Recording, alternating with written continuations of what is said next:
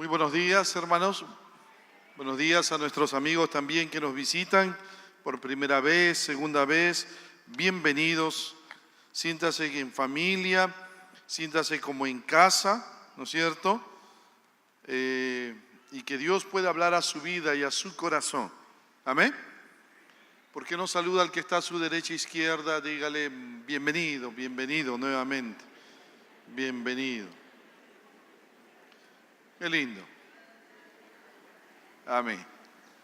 ¿No? Bienvenido, hermano. Amén. Bienvenido. Amigo, bienvenido, así.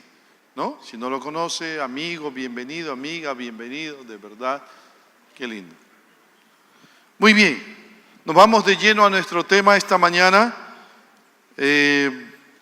Seguimos nuestro estudio de la carta del apóstol Pablo a los romanos, ¿no? Y así que,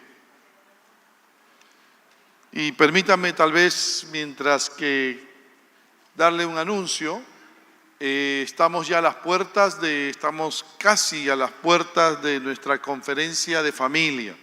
Le animamos a participar, ¿no es cierto? Hoy la familia está enfrentando diversas crisis, diversas situaciones difíciles. Quizás no usted, pero hay familias de su barrio, de sus vecinos, ¿no? De su edificio, familias que están pasando momentos difíciles. Dígales, ven, te invito al Congreso de la Familia, que puedan llevar los talleres. Además, la misma tarjeta con la cual participo en el Congreso de Familia, esa tarjeta también me sirve para participar en el Mistura Familia y de esa manera puedan ellos compartir, tener ese domingo, un domingo de compartir alimentos y conocer a otras personas, ¿no?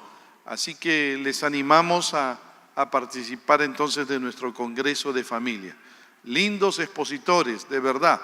El pastor Javier Cortázar, ¿no es cierto?, de la Iglesia Alianza de Monterrico, el pastor Wilson Chávez de la Iglesia del Lince, el pastor Gustavo Chiam de la Iglesia de San Miguel. Así que, y un servidor va a estar acompañándoles también en esos temas. Así que invite, van a haber temas diversos para familia, matrimonio y crianza de hijos y diversos temas. Así que les animamos ahora a inscribirse.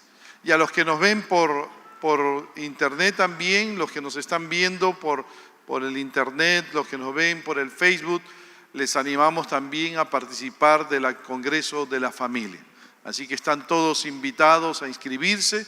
Si usted quiere una tarjeta, una invitación, a inscribirse en el Congreso, entonces acérquese a la Secretaría de nuestra iglesia. Muy bien, oremos al Señor. Cerremos nuestros ojos. Cerremos nuestros ojos. Oremos a nuestro Dios. Padre, en el nombre de Jesús, queremos acercarnos a tu presencia esta mañana, con la reverencia y el respeto que solo tú te mereces, Dios. Si hoy estamos aquí reunidos, no es por nosotros, sino por ti, Padre. Porque tú eres la razón de nuestra existencia. Tú eres la razón por la cual nosotros vivimos, por la cual nosotros estamos aquí. Eres tú, Señor. Tú eres el único que debe ser honrado, alabado. Tú, Padre. Y si hoy vamos a escuchar tu palabra, Padre, es para que nosotros aprendamos de ti, te obedezcamos, crezcamos en nuestra fe. Pero también, Padre, crezcamos en nuestra fe con el fin de honrarte y vivir para ti, Señor. Háblanos. Pero también, Padre, si hay alguien que aún no te conoce, que hoy, al escuchar el mensaje de tu palabra, pueda decidirse por Jesucristo. Gracias, Dios Santo, por este tiempo. Gracias. Háblanos tú, Señor. Instrúyenos, enséñanos. Pero salva tú también, Padre, por medio de tu Espíritu Santo. Gracias, Dios Santo, por esta mañana preciosa. En Cristo Jesús nos encomendamos. Amén. Continuamos nuestra segunda serie de estudio del libro de Romanos. Hoy vamos a ver la consecuencia número 4, el inevitable juicio de Dios. Escúcheme, Ya estamos entrando a Romanos capítulo 2. Hoy vamos a ver solamente 3 versículos del capítulo 2, de los primeros 3 versículos del capítulo 2 de Romanos. Noten cómo nos ha llevado todo el capítulo 1, casi 3 meses estudiar. Entonces hoy comenzamos el capítulo 2 de Romanos. Es interesante, el capítulo 2 de Romanos comienza a hablarnos acerca del juicio de Dios. El juicio de Dios a los hombres es uno de los temas que más se ha tergiversado, que más se ha trastocado. Escúcheme bien. Muchos no se creen merecedores del juicio de Dios, por algunas razones. Porque creen ser buenas personas, ¿no es cierto? Mire, yo soy una buena persona, no hago mal a nadie, así que yo no creo ser merecedor del juicio de Dios. Otros porque heredaron una religión. Mira, mis padres eran de tal religión, entonces yo también soy de esa religión, así que yo no creo ser merecedor del juicio de Dios. Otros por haberse bautizado desde pequeños. A mí me bautizaron desde pequeño, por lo tanto yo pertenezco a esa religión y por lo tanto no soy merecedor del juicio de Dios. Otros porque nacieron en una nación de trasfondo cristiano. Entonces dicen, yo no soy merecedor del juicio de Dios. Hay otros que creen que tienen ingreso directo al cielo porque hacen grandes sacrificios, hacen grandes donaciones, hacen grandes obras de bien, ¿no es cierto?, hacia otros. Dicen, yo hago obras de bien, yo invierto mucho mi dinero en ayudar a otras personas, entonces por eso tengo el ingreso directo al cielo. Otros niegan el juicio de Dios creyendo en la reencarnación. No existe el juicio de Dios. Todos vamos a reencarnarnos o en otra persona o en algún animal, en la otra vida. Otros creen en el purgatorio. Hay personas que han pagado grandes cantidades de dinero a líderes religiosos para que estos líderes religiosos recen por ellos, ¿no? Y de tal manera que su alma, ¿no es cierto?, se purifique en el purgatorio y entonces vaya directamente al cielo. Otros dicen, el juicio de Dios no existe. ¿Por qué? Porque Dios es amor. Y como Él es amor, todos al final vamos a ir al cielo. Esta herejía nosotros la conocemos con el nombre de el universalismo. Ahora, ciertamente, mi hermano, mi amigo, Dios es amor, sí, eso es una gran verdad. La Biblia lo dice con claridad. En Primera de Juan, capítulo 4, versículo 8, el que no ama, no ha conocido a Dios. ¿Por qué? Porque Dios es amor. Pero déjeme decirle algo, por el hecho de que Dios es amor, Dios ama todo lo que es bueno. Dios no ama lo que es malo. En segundo lugar, debemos recordar que Dios no solo es amor, Dios también es justo, recto. El salmista dice en el Salmo 11, versículo 7, porque Jehová es justo y ama la justicia. Y por el hecho de que Dios es justo y ama la justicia, Dios debe juzgar y condenar la rebeldía o el pecado o lo malo. ¿Nota bien? Así es. Dios fue bien claro, mi hermano, mi amigo, desde el inicio de la humanidad.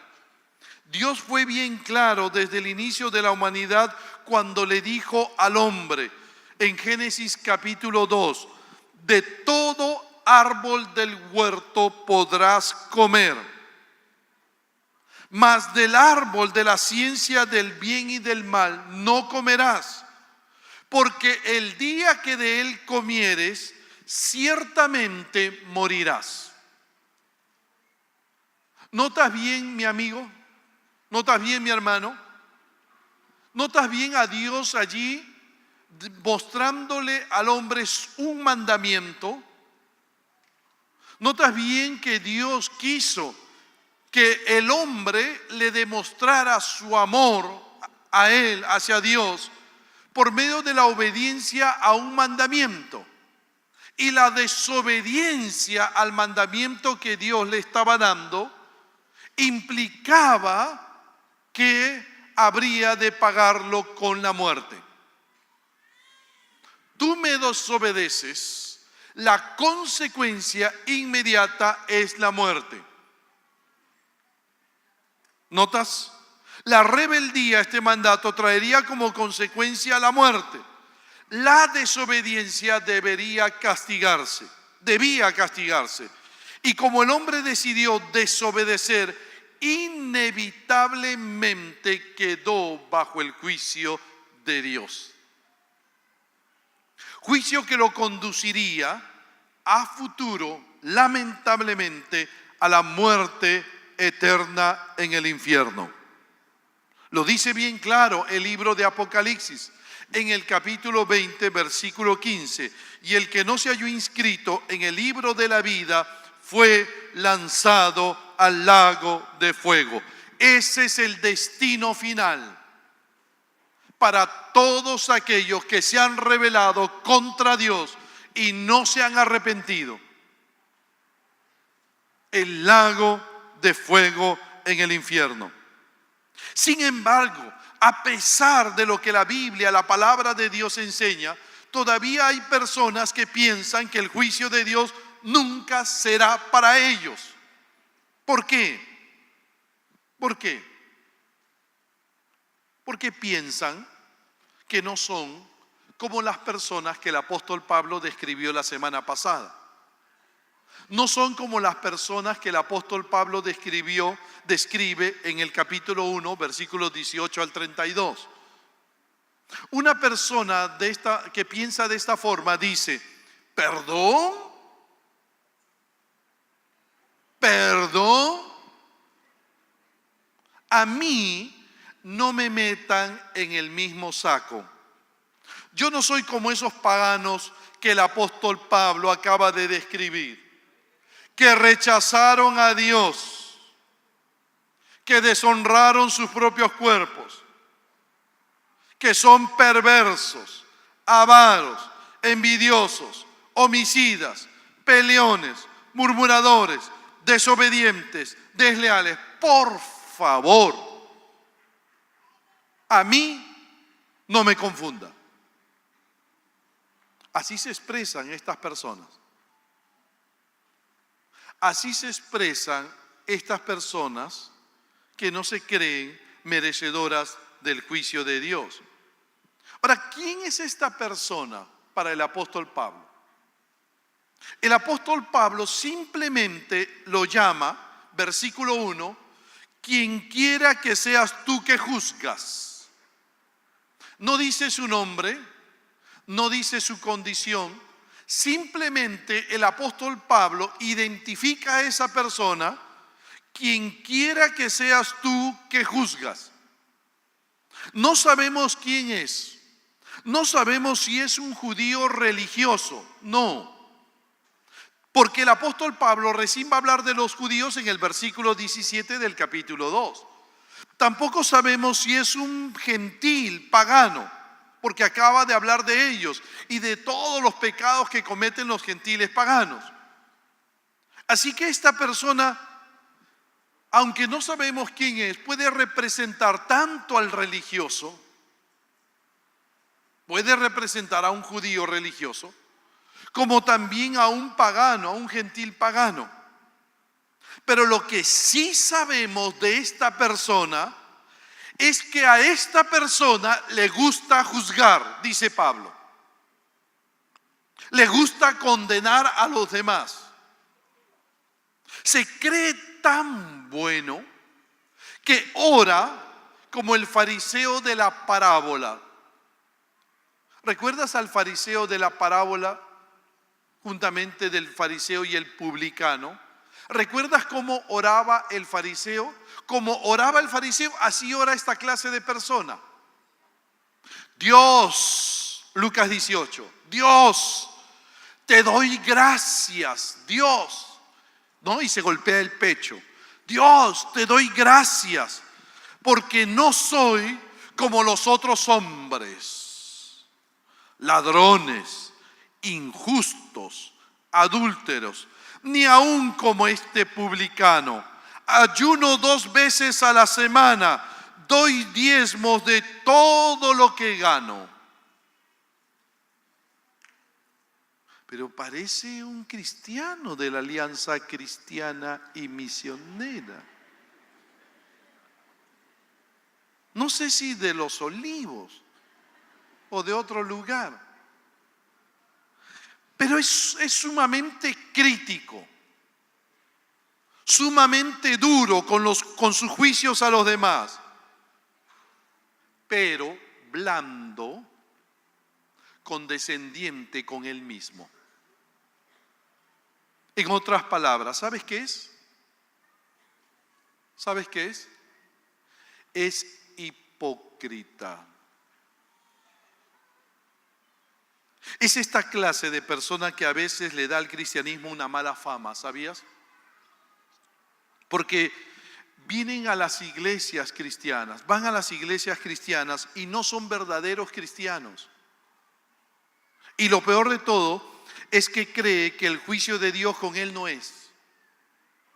Para hacer frente a esta persona y hacerle ver lo errado que está, es que el apóstol Pablo va a hablar varias cosas acerca del juicio de Dios.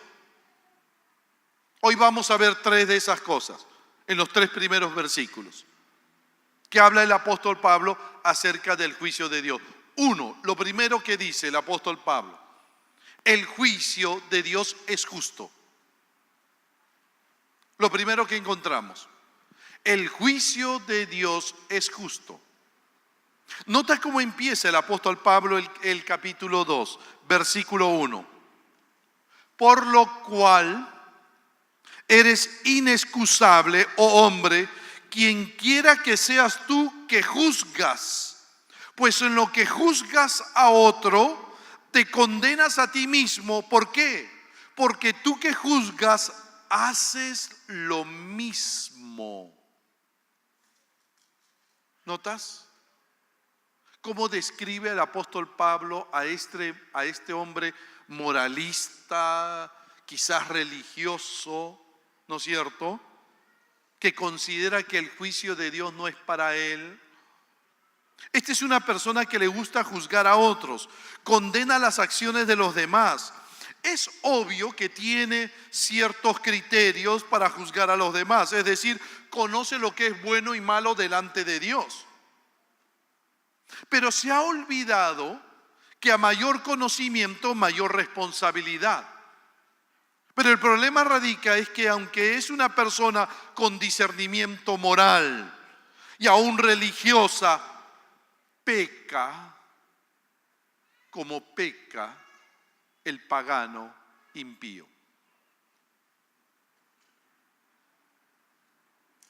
Ojo, ojo.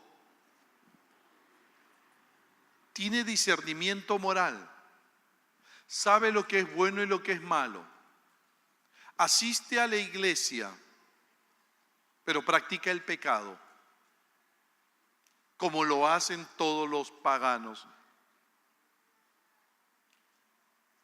¿Notas?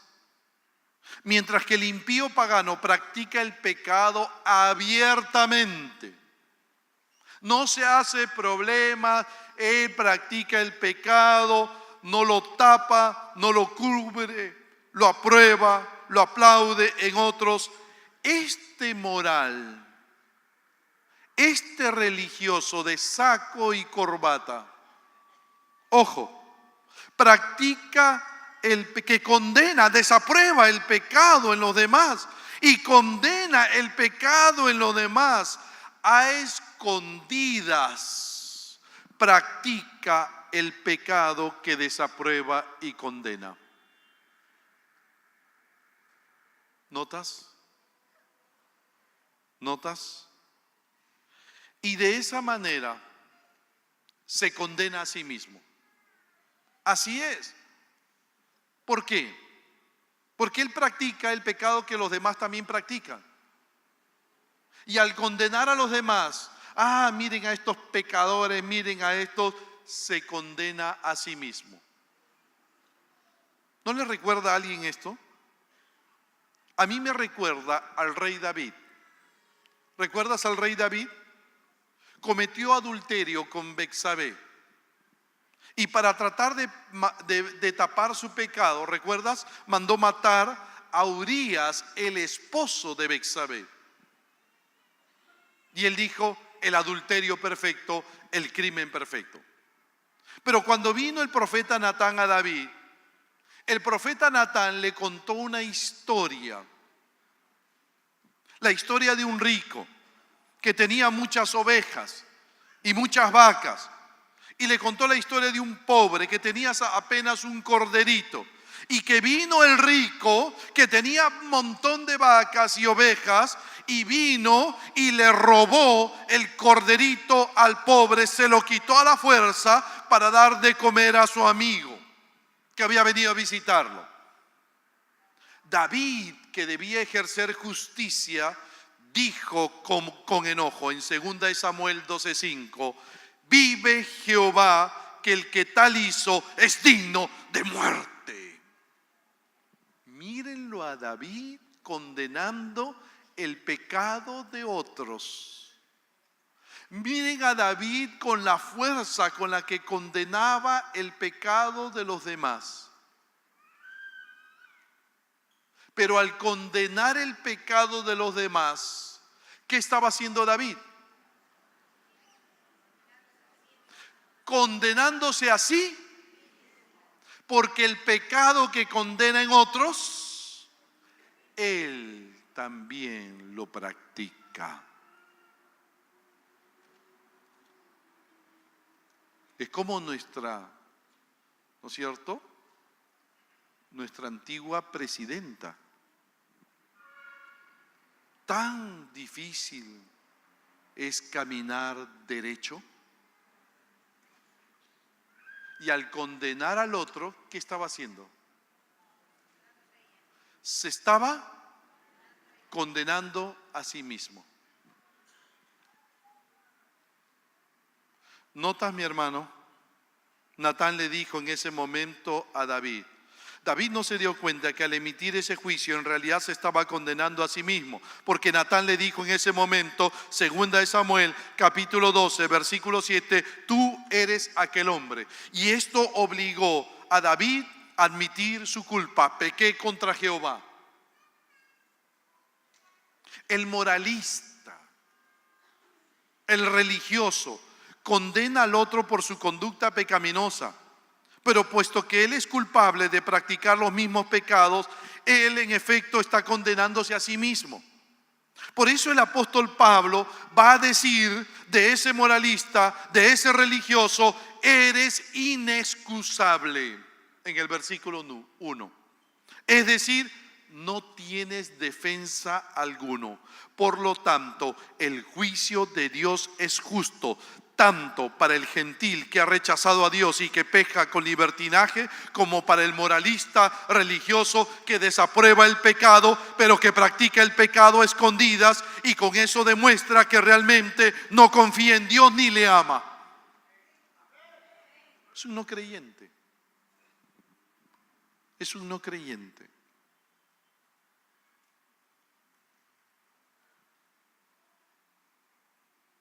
Pero el juicio de Dios es para ambos grupos de personas. El juicio de Dios es justo porque viene como consecuencia del pecado que ambos grupos practican. Y reafirma lo que dijo el apóstol Pablo en Romanos capítulo 1, versículo 32. Quienes habiendo entendido el juicio de Dios, que los que practican tales cosas son dignos de muerte. El juicio de Dios, mi hermano, mi amigo, nunca será injusto. Nunca. Contra el pecador. Sea un pecador público o sea un pecador privado. Dios no se equivoca. Dios siempre será justo con sus juicios. Aún si todos vamos al infierno, Dios seguiría siendo justo porque todos somos pecadores.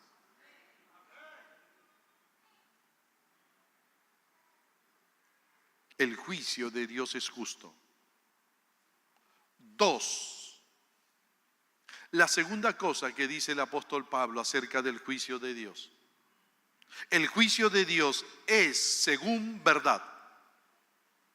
El juicio de Dios es según verdad. Nota lo que dice Pablo ahora en el versículo 2. Más sabemos, pero sabemos que el juicio de Dios contra los que practican tales cosas es según verdad. Es interesante, la palabra sabemos habla de estar seguros. Es conocido por todos. Es obvio. Es decir, tanto el gentil pecador como el moralista religioso pecador saben que el juicio de Dios es real contra los que practican el pecado. No es que ellos no sepan que el destino de aquellos que practican el pecado es el juicio de Dios. No lo ignoran, lo saben. ¿Por qué? Porque saben que todo lo que Dios hace por naturaleza es recto y conforme a la verdad. El apóstol Pablo declara, Romanos 3:4, sea Dios veraz y todo hombre mentiroso. Dios es veraz. Los hombres mentimos. Más adelante, en Romanos capítulo 9, versículo 14, Pablo pregunta, ¿qué hay injusticia en Dios? En ninguna manera. Dios es incapaz de hacer algo que no sea correcto o decir algo que no sea verdad. David declaró que el Señor se ha sentado en el trono juzgando con justicia. Salmo 9, 4 y 8. Él juzgará al mundo con justicia y a los pueblos con rectitud. ¿Amén o no? Así es, ese es nuestro Dios. Un juez humano está limitado, mi amigo, mi hermano. Un juez humano está limitado cuando se trata de conocer la verdad, cuando se trata de averiguar la verdad de los hechos, de algún delito, de algo que le toca juzgar. Siempre va a estar limitado. ¿Por qué? Porque tiene que depender del testimonio de los hombres, muchos de los cuales mienten aún bajo juramento. La gente puede fallar en decir la verdad, toda la verdad y nada más que la verdad. Pero esto no es un problema para Dios, no. La verdad de los hechos siempre está abierta y desnuda para Dios. Él no necesita de testigos. Dios no necesita de testigos, mi amigo. Dios no necesita de un jurado, no. ¿Por qué? Porque Dios ha visto personalmente todo crimen y todo pecado que se haya cometido. Él conoce todos los hechos. La Biblia dice en Hebreos capítulo 4, versículo 13, no hay cosa creada que no sea manifiesta en su presencia. Antes bien, todas las cosas están desnudas y abiertas a los ojos de aquel a quien tenemos que dar cuenta. Todo está abierto para Dios. Nada que nosotros hayamos hecho en privado, Dios lo sabe. El juicio del hombre nunca concuerda por completo con la verdad, porque él nunca conoce la verdad completa. Cuando el moralista orgulloso juzga y condena a otros, al tiempo que piensa de sí mismo como que él es aceptable para Dios, es únicamente porque está juzgando desde su propia perspectiva distorsionada, pervertida, la cual la naturaleza humana siempre manipula, retuerce para ventaja propia. Pero la perspectiva de Dios, pero el juicio de Dios siempre es perfecto. Siempre es perfecto. ¿Amén o no? Siempre. Porque es según verdad.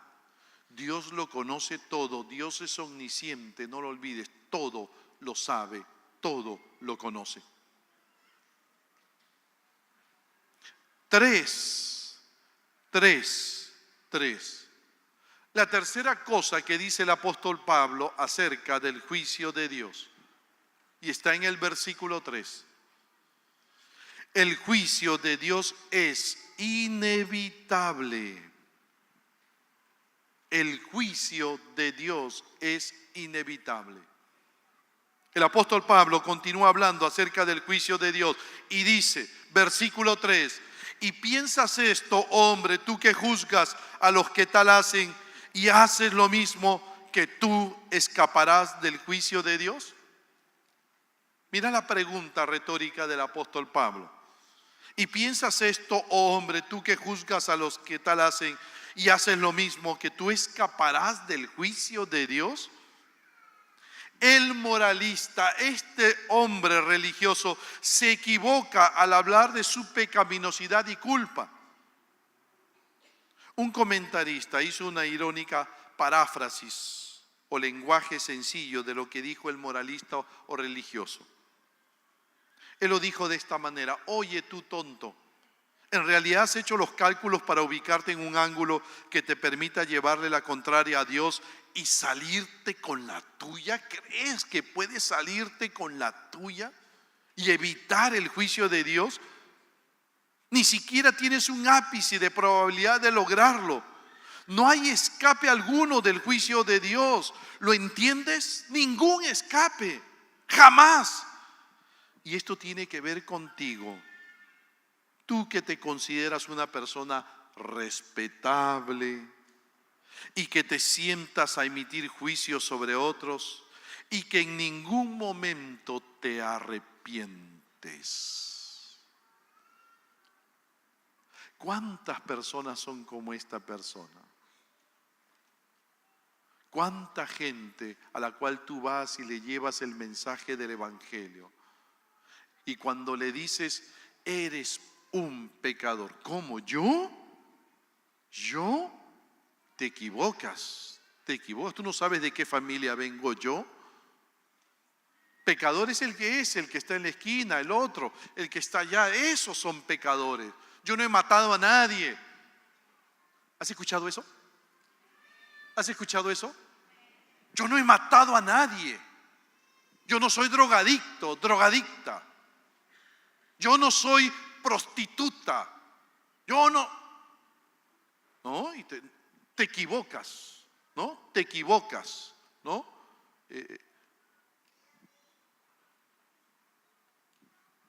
Pero a escondidas,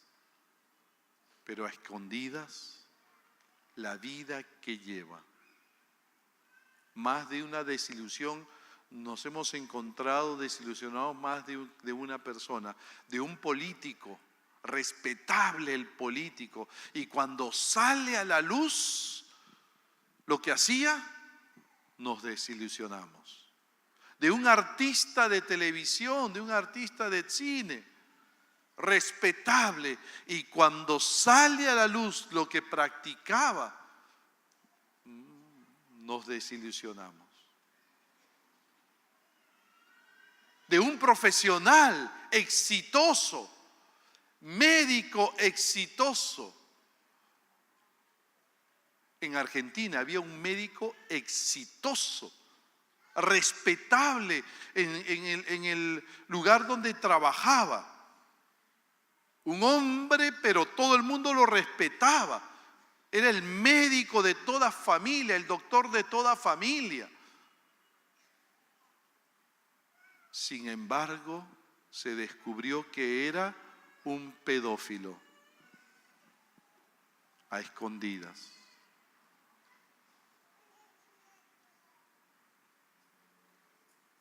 ¿Y crees que vas a escapar del juicio de Dios? El hombre hipócrita y justo en su propia opinión, que juzga a los que tal hacen, aquellos pecados que él mismo practica, no hace más que atraer mayor juicio sobre sí mismo. Dios no solo lo juzga por esos pecados privados, sino también por su hipocresía al emitir juicios en contra de otros basado en su propia justicia o rectitud. Tales personas son, como dijo el Señor Jesús de los fariseos, semejantes a sepulcros blanqueados, Mateo 23, 27, que por fuera, a la verdad, se muestran hermosos, mas por dentro están llenos de huesos muertos y de toda inmundicia. Mira, mira, mira. Lo que realmente está diciendo el apóstol Pablo: eres necio. Y te engañas a ti mismo si piensas que tú escaparás del juicio de Dios. Ni tu plata, ni tu apellido, ni tu profesión, nada de eso te va a librar del juicio de Dios. Si no puedes escapar de tu propio juicio, ¿cómo podrás escapar del juicio de Dios? La única manera en que una persona, sin importar quién sea o qué conducta tenga, pueda escapar del juicio de Dios es arrepintiéndose de sus pecados y recibiendo a Jesucristo como su Salvador y Señor. Esa es la única manera en que una persona pueda librarse del juicio de Dios. Si se arrepiente de sus pecados, si se arrepiente de la vida que ha llevado, si se reconcilia con Dios, si le entrega su vida a Jesucristo y hace de Jesús su Salvador y el Señor de su vida, es recibiendo por la fe el regalo de salvación que Cristo logró en la cruz del Calvario, al entregar su cuerpo y su sangre en lugar de nosotros, y de esa manera lograr el pago que se necesitaba hacer por nuestros pecados. Solo recibiendo la salvación que Cristo logró en la cruz. Mi amigo, tú y yo debimos haber muerto en esa cruz, pero el Señor Jesús decidió tomar tu lugar y el mío y pagar tu desobediencia y mi desobediencia, tu rebeldía, mi rebeldía. El Señor Jesús lo pagó todo allí en la cruz del Calvario, al tomar tu lugar y el mío.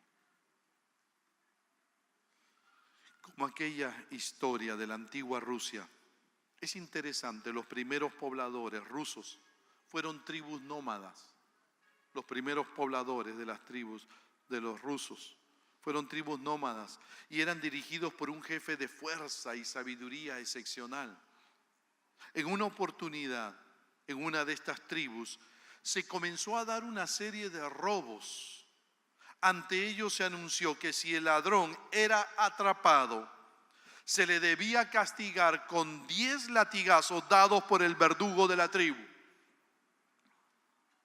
Los robos siguieron y se aumentó progresivamente la cantidad de latigazos hasta llegar a 40 latigazos para el ladrón. Para horror de todos, el ladrón resultó ser la madre del jefe de la tribu. En ese momento, todos se preguntaban si el jefe de la tribu habría de ejercer justicia y castigar a la ladrona. La respuesta del jefe sorprendió a todos. Fiel a su integridad, el jefe sentenció a su madre a los 40 latigazos. En el momento en que la madre es colocada sobre una piedra, en el momento en que el verdugo iba a tirar el primer latigazo, el hijo fiel al amor que tenía por su madre. Justo antes de que el látigo cayera sobre la espalda de su madre, él se echó sobre ella, cubrió su cuerpo para recibir él el castigo que había ordenado para ella.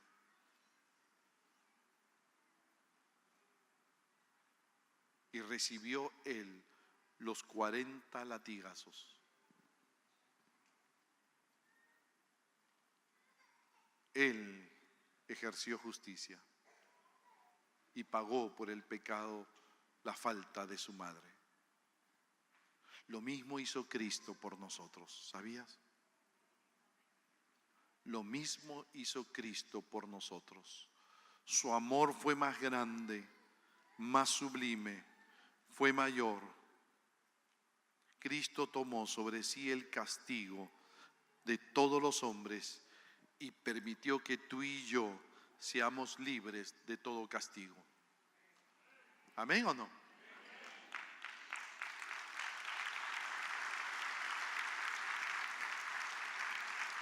Pero déjame decirte, mi amigo, que la salvación que Cristo logró en la cruz del Calvario no es automática.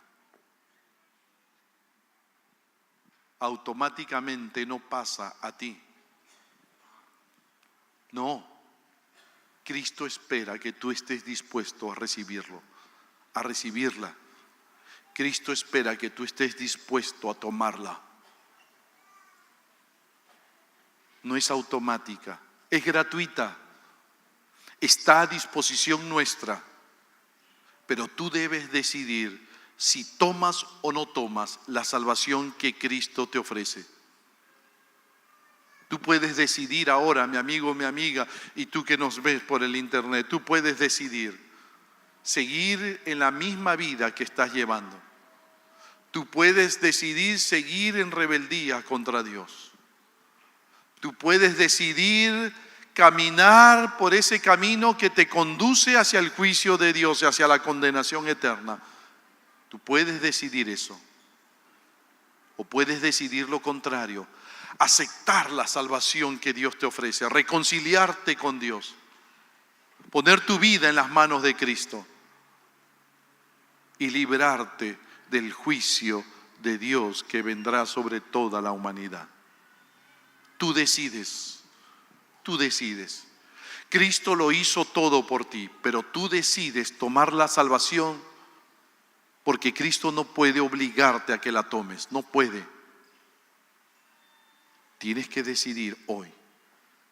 Pero si el Espíritu Santo te está guiando hoy a decirle sí a Cristo, a reconocer tu necesidad de Dios, a arrepentirte de tus pecados y a decirle a Dios, Dios, toma mi vida, perdóname, líbrame de la condenación eterna. Y úsame, Dios, para honrarte, si estás dispuesto a ello. Hoy, ora conmigo esta oración. Y dile a Jesús estas palabras. ¿Oramos? Vamos a inclinar nuestros rostros, cerrar nuestros ojos. Y todos aquellos que están allí viendo por internet, si quieren hoy, se deciden por Cristo, si hoy están dispuestos a entregarle su vida a Jesús, a reconciliarse con Dios. Si hoy tú, mi amigo, mi amiga, que nos visitas, estás dispuesta hoy a reconciliarte con Dios, ora conmigo. Ora conmigo esta oración. Y dile a Jesús de esta manera. Dile a Jesús de esta manera. Repite conmigo estas palabras ahí en tu corazón. Señor Jesús,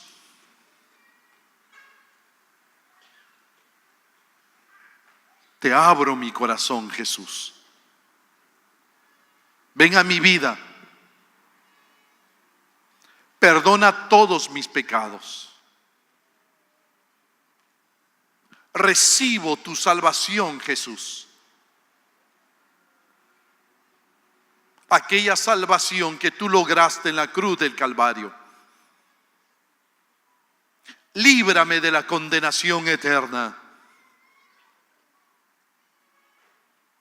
Y ahora, Jesús, úsame para tu gloria y honra,